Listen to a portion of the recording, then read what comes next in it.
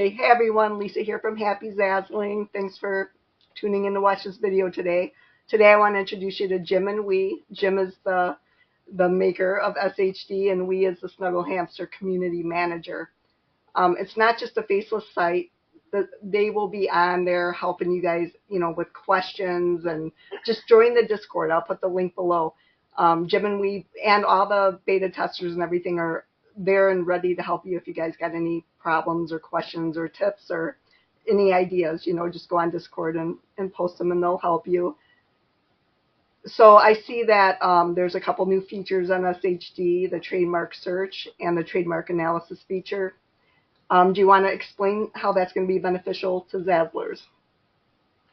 Yeah, I don't know about you guys, but I've been dinged a few times by Zazzle. I've gotten email messages from on two different things, and I totally screwed up. Totally my fault. In one case, I had a cool Miami-related design, and it was an AI-generated image. There was a cool car in it, and it looked like a Ferrari. So I thought, hey, I'll just type in my tags Ferrari, because I figured people searching for them might stumble across it.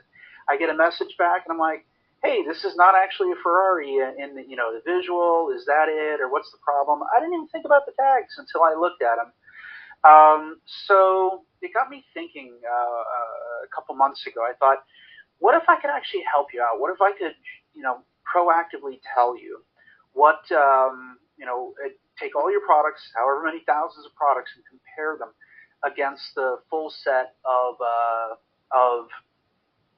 trademarks in the U.S. Post Office and trademark database. We've got over 4 million trademarks in there, if you can believe it. So it's a lot of computing power required to do this, but I came up with a way for you to do this interactively. So it's two tools, like Lisa mentioned. One is the Trademark Analysis, and that's where I compare every one of your products across all your stores against every one of those 4 million trademarks. And I'm comparing them against the name and the tags, because those are the only things that matter to Zazzle. And they're likely the only things, ways by which someone is going to find products if they're doing a trademark search. A quick insight too: if you've gotten dinged, it's probably not Zazzle itself. Here's what's typically happening. There are companies out there called brand management companies. So you're Coca-Cola or whatever. But Coca-Cola probably has its own. But the odds are good that they pay an outside company to keep an eye on their brands, to make sure that nobody's essentially abusing their brands, and to also measure public sentiment about it. So this is how whoever manages Ferrari's brand came and found my product and such, totally just by doing a Google search and such. So the thought here is our analysis tool, Trademark Analysis tool, will proactively let you know everything it finds. You kind of have to comb through it because there's a lot of garbage matches. They're literally string matches, but you need to find out if they make any sense, if they're even relevant. The second tool is the Trademark Search, and this is just you type in your keywords or whatever that you're thinking about making products, and you can see right away a summary of everything that looks like it's a close match, and that gives you a chance to find out what's going on. I want to emphasize something too. I think a lot of Zazzlers have a mistaken impression of what it even means to have a trademark violation. I think a lot of people mistakenly believe that if somebody trademarks some specific string of letters, that means nobody else in the world can use it, or else they'll get sued. And that's not what trademarks are. If you have, Joe's hot dog stand, and it's only in the context of, say, New York City, that Joe's hot dog stand, people in other states can also have Joe's hot dog stands and call it that. The important point, ultimately, the whole point of these trademarks is to make it so nobody can steal your good name, can actually wreck your brand by pretending to be you, by creating forgeries of your products. That's the beginning and end of it. So when you go and you look at these trademark matches to your products, you may have the literal string of something, but when you look at what it relates to, it may be that maybe they deal with automotive issues, and your product using the same exact name may be about clothing. And so there may be a zero overlap, even though the string matches. Anyway, that's the idea here. It's another analysis tool. You can already search for trademarks in a variety of other ways, but this is a way that is very specific to Zazzle, and it's very proactive in that it does the search for you. It does exactly what these brand management companies are doing, but you get that rolled into to our premium service. Anyway, how's that for a summary? Pretty good. Pretty good. So just to give an example, I had a saying on a golf towel, which I thought was brilliant. It was an original, my own idea. I go onto Zazzle Marketplace and just type it in just to see, and there are, there's quite a few results. But when I use Jim's Trademark Search tool, that part, I typed in the phrase only to find out, bang, someone has an active trademark on it. What was that phrase? Product. Was that? What was that phrase? It was who's your caddy, and I thought, it's a little play on who's your daddy, right? So I type it in, and boom, it comes up. Somebody's got the active trademark on it, and it's flagged one of my products is having it. So I go, oh boy, I better change this because I don't want to get one of those cryptic emails from the Zazzle contact team saying, we've removed this, and then you've got to write back because that's all you was it an example of just a string match, or was it same context? It was exactly those words on golf towels, and a golf towel was exactly so. This is one of those rare instances where everything is a perfect match. Yeah. Yeah. So. Fantastic. I took corrective action, and hopefully no hearing from the contact. You went and brought up the company, right? Yes, that's it. Well, there you go, Lisa. I think that's a fantastic example. Okay. Well, great. Is there anything else you guys want to say about the trademark tool, or anything else you want to add? I guess I would say, it's probably obvious from what I described before. You do have to do some work. If you've got thousands of products in your stores, and you go to the analysis tool, you're going to see a lot of results. I had quite a bit. Yeah, Lisa, you have a huge offering. You're going to see a lot of results, but it's going to become pretty quickly clear that single word matches, they're probably not around. Obviously, Ferrari, it's a single word, is very specific, but most of the other things are not so relevant, and you have to do a little digging sometimes. But you might see, for example, something like love. Like, how the hell could somebody possibly trademark the word love?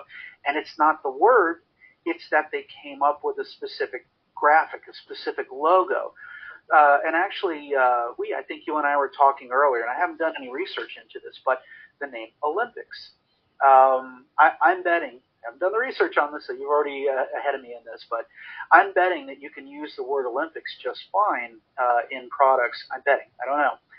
But if you were to use the 5 rings interlinked, that is the sort of universally recognized logo for the organization which runs the Olympics, yeah, okay, now you're running into a trademark.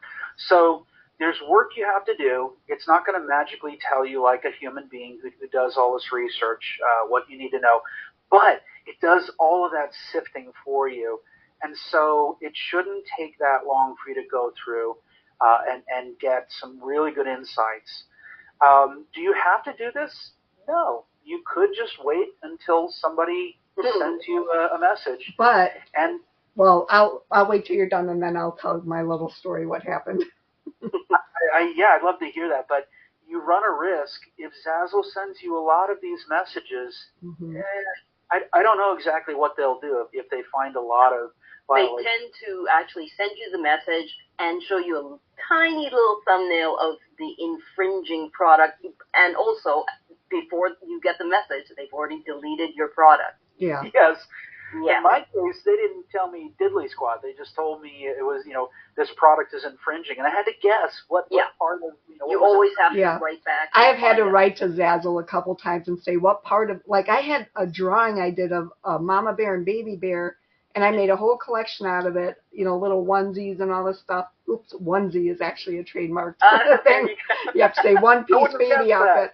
But yeah, so anyway, they wrote me back and they said, this is trademarked. And I said, I did this drawing myself, but I put the text Mama Bear, which happens to be trademarked. So it all came down.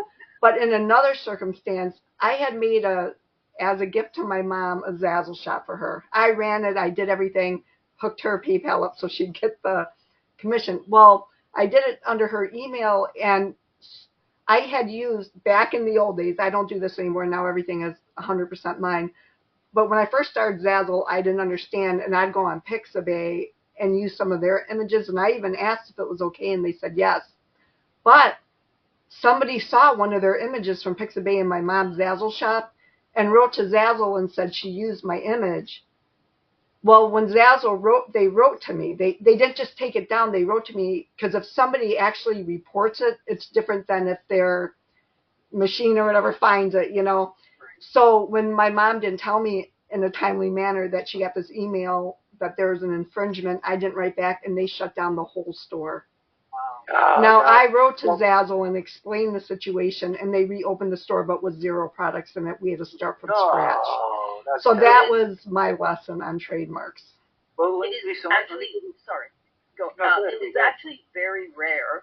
I've had Zazzle come to me and say, you can't use this phrase, and so I'll go ahead and make the changes. Mm-hmm. And I had one case where I made the changes, and a few months later, they came back to me again and said, you can't use this phrase. And I said, oh, no, I've already changed it based on your previous one. So they actually had to undelete. Wow. So they do have the ability then, huh? They do, but now I don't think that's going to happen. I think they wanted, once they delete it, that's it. Yeah. Right. And in truth, I don't think that Zazzle's equipment is really set up properly so they can sequester anything. I think they just have a big hammer, and that big hammer is delete. Yeah. So that's the payoff here. If you're wondering, should I take time to do this? How does this make me money?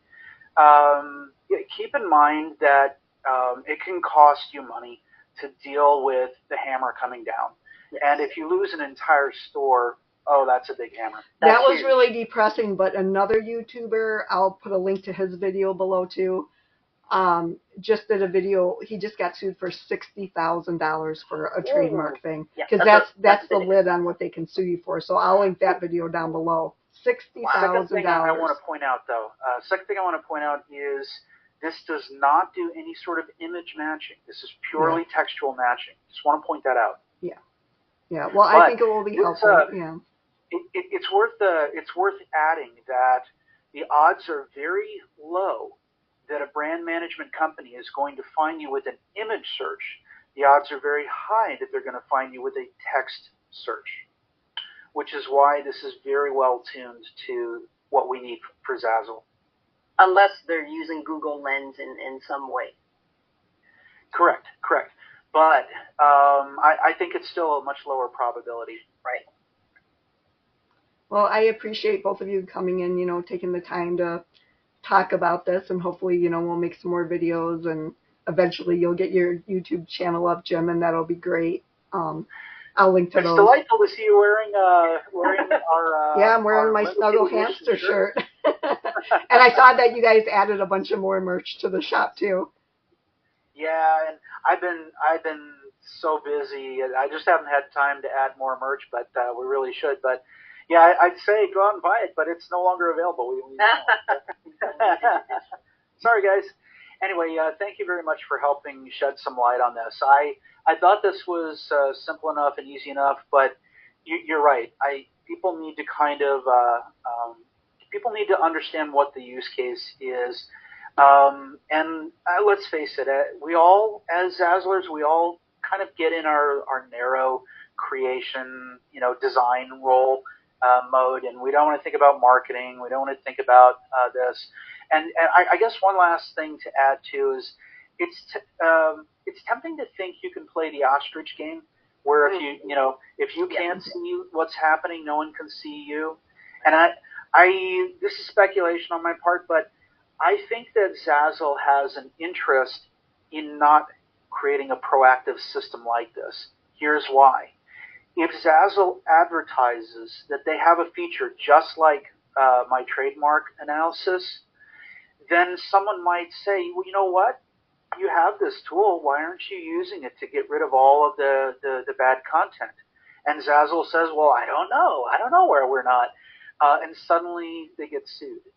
So they have an interest to not have such a tool, or at least not to advertise that they have such a tool.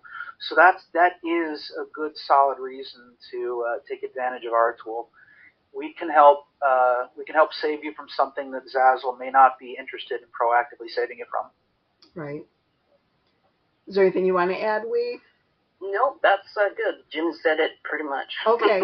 So for my viewers, down below in the description, check it out. I'm going to put a link to Snuggle Hamster Designs, and SHD has a bunch of articles on their site, so I'm going to link to those too.